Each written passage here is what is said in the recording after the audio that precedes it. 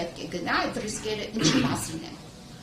Պարզ չէ, այսինքն դուք այդ մասով է ոչինչ չասեցիք։ Ինչ վերաբերում է այլընտրանքային խափանամիջոցներին,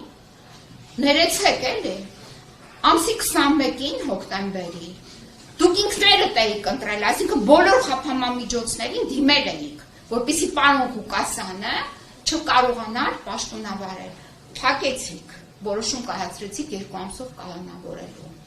Հանիրավի, հիմա ես կանրադառնամ, որ անդադ վերաքննիչ դատարան եք ցիտում։ Հանիրավի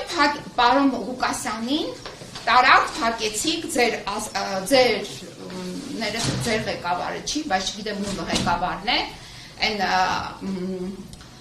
վարչապետի պաշտոնը զբաղեցնող անձը, որ ասում է բոլորին տանելու եմ, գցելու եմ ԱԾ պատվալները, հիմա այդ հրահանգը, որը հնչեց նաև հոկտեմբերի 1-ին, դրանից անմիջապես հետո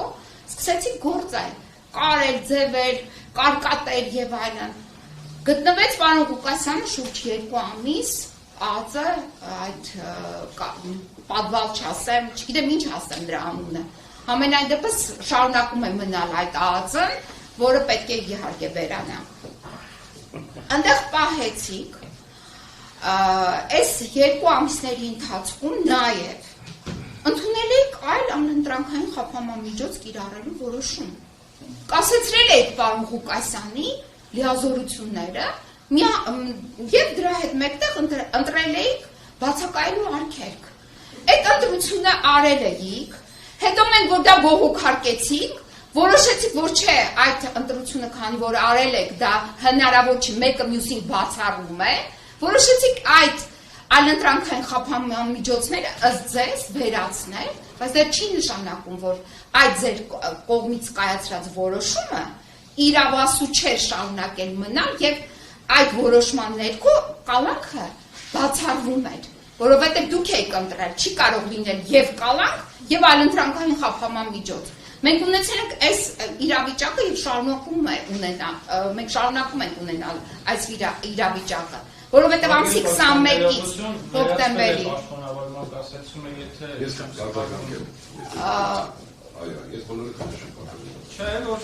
Ես հասկանում եմ, որ ես ասեցի, որ վերացրել է։ Հիմա բայց մինչև նոյեմբերի 3, այսինքն 2 խափանամիջոց կարող է ունենալ մարդը եւ ունենալ ծայրահեղը, մենք հիմա իրավաբաններ ենք, չի կարող լինել եւ կալանք, այսինքն հոկտեմբերի 21-ից մինչև առնվազն ձեր ասած այդ վերացումը, կալանքը եղել է ապօրինի ակնհայտորեն, չեմ ասում ընդհանրապես։ Հիմա ինչ վերաբերում եք վերաքննիչ դատարանին։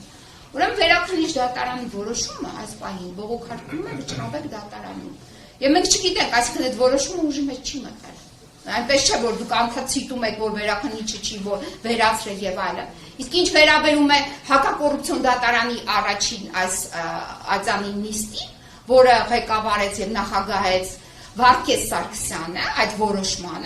որոշումը չի պարունակում բացարձակ որևիցե հիմնավորում, ոչ հիմնավոր կասկածի հետ կապված։ Դեռ ավելին, նույնիսկ այդ Չիչոյանի որոշումը, այդ դատավորը, որը այդ որոշումը կայացրեց, պարոն Ղուկասյանին 2 ամսով կալանավորելու, նույնիսկ այդ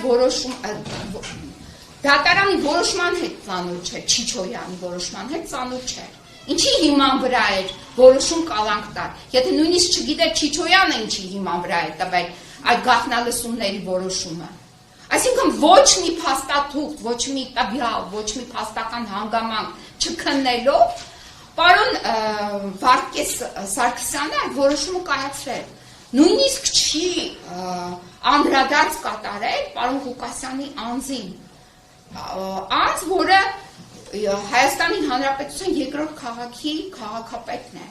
Բացի այդ, որ երկրորդ քաղաքի քաղաքապետն է, աշխարհաքաղաքական նշանակության քաղաքի քաղաքապետն է, որտեղ արկա է աշխարհաքաղաքական ներկայություն։ Այսինքն այս պարագայում, որ մարդը ընտրվել է քաղաքի քաղաքապետ, ընդդիմությունից, քաղաքական պատվերը, որը իջեցված է եղել, այս ամենի ներքո դուք այդ բաները հաշվի չեք առնում։ Ընդհանուր դուք ինչի՞ չեք հետազոտել վարչապետի պաշտոնը զբաղեցնող անձի հայտարարությունը սպառնալիք, որը հնչել էր հոկտեմբերի 1-ին։ Մենք այդ մասին ձեզ դիմել ենք, բազմաթիվ բողոքներ ենք ներկայացրել այդ մասին, ինչու չեք անդրադարձել։ Հերքեիք, ասեք ոչ, մենք քննել ենք Նիկոլ Փաշինյանին, ինքը կապ չունի այս ձեր գործի հետ, չեք քննել, բա մի հատ Նիկոլ Փաշինյանին քննեիք, հարցաքննեիք, մի հատ մեր առերես հարցաքննություն կազմակերպեիք մեր հետ, պարոն Ղուկասյանի հետ առերես հարցաքննություն կազմակերպեիք, ինչ էր բղավում ազգային ժողովի ամբիոնից, չեք կատարել։ Իսկ ինչ նորից եմ ասում, ինչ վերաբերում է վերաքննիչ դատարանի որոշումը բողոքարկվում է այսօր Վճռաբեկ դատարանում։ Հետևաբար ձեր բոլոր փաստարկները, հիմա այն գոլեգաներն եք անդրադառնում, ձեր բոլոր փաստարկները հիմնազուրկ են, այնել 3 ամսով, ինչ պիտի անեք այդ 3 ամսում։ Դուք չունեք մի հատ վկա, որը գա ասի, որ պարոն Ղուկասյանը իրեն ներկայացրել է ոչ իրավաչափ պահանջ։ Դուք այդ ձևի վկաներ չունեք։ Մենք ունենք մի